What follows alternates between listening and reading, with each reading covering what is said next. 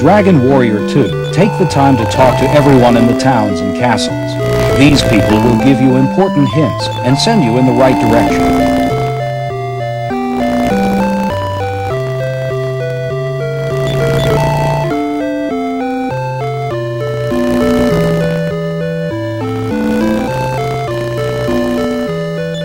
Throughout the game, there are portals which will transport you to different places. These portals will open up many opportunities if you explore them.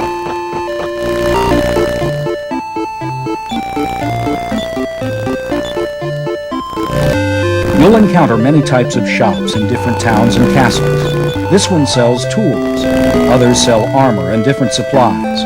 Before setting out on an adventure, buy some medical herbs so that you can refill lost energy. Once you leave a castle or town, you'll have to face many perils while traveling. One of the more common enemies is the Big Slob. There are several enemies almost exactly like him. He's worth fighting if you want, because he'll usually do only 1 point of damage. After leaving the first town, head left to the second town called Left Wind. It's not a long journey, but you might want to reach an experience level of 2 before entering. At the entrance to Left Wind, there is a tool shop that sells a new item, the Wing of Reverb. When you throw this item into the air, it will return you to the last place where you saved your game. This wing will be very useful as you go along, so buy it as soon as you can. Here in Left Wind, spend all the money you gained on your adventures in the armor and weapons shop. The copper sword and the chainmail armor are your best picks if you have the money.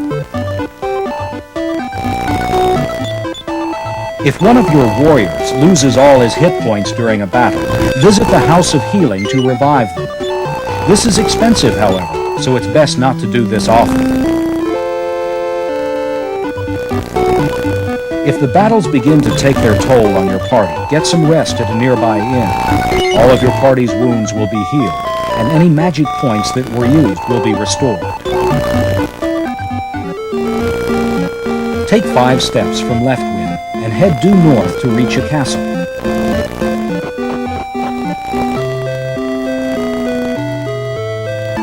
The tool shop in Cannock Castle offers another new item. This fairy water is helpful because it repels enemy attacks during your travels. You may notice that the prices for items and services will vary from town to town. The farther away you are from your starting point, the more expensive things may be. This inn, for example, charges 24 gold pieces for a stay. These prisoners might have valuable information you might need, but how can you get a chance to speak with them? A prison key might help.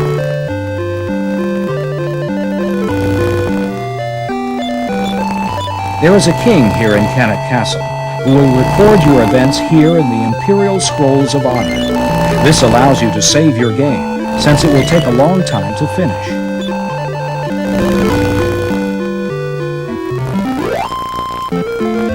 When you leave Castle Cannock, travel to the right to reach the cave that is rumored to contain the Spring of Bravery.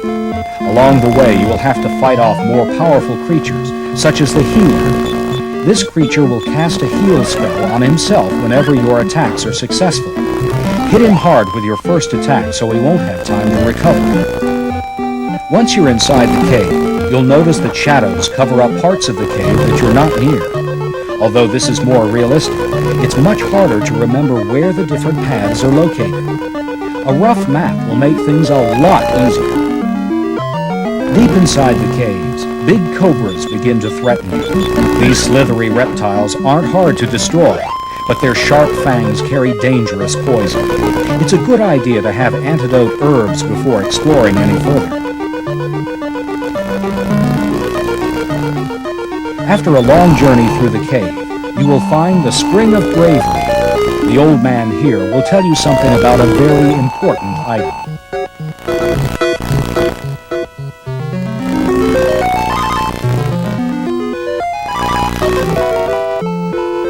Southwest of the cave is a town where you can get a boat for a favor. Once you have a boat, you can explore all sorts of new lands. Sail southward and you will come to the Colosseum.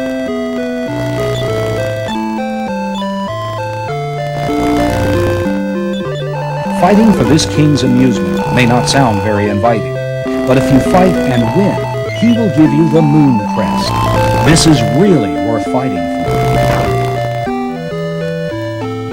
Prices sure are high here at the Colosseum. It looks like time to set aside a few hours to gain experience and money if you haven't done so already.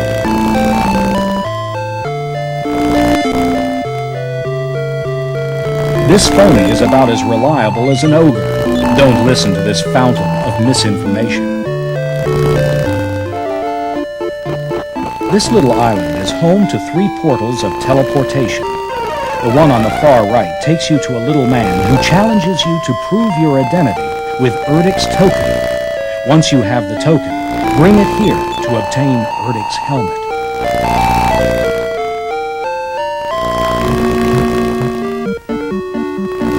Ili's Inferno's magic is a low-level spell that works well in this situation because it affects multiple targets of the same race. The Infernos will take care of the magic-using Magidrakes, while the fighter types will hold off the hunters. These types of enemies are best avoided. These enemies are special because they can call others to come to their aid. Their friend, or friends, will have all the hit points, so it's like starting the whole battle all over again.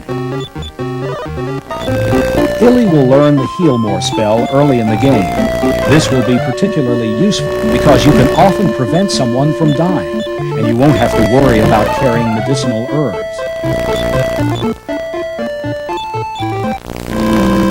During your sea travels, you're bound to come across this little island. This island holds one town where there is something of tremendous value. This pooch has a nose for fine antiques. He'll show you where to find the golden key. These tips should start you well on your way through Dragon Warrior 2.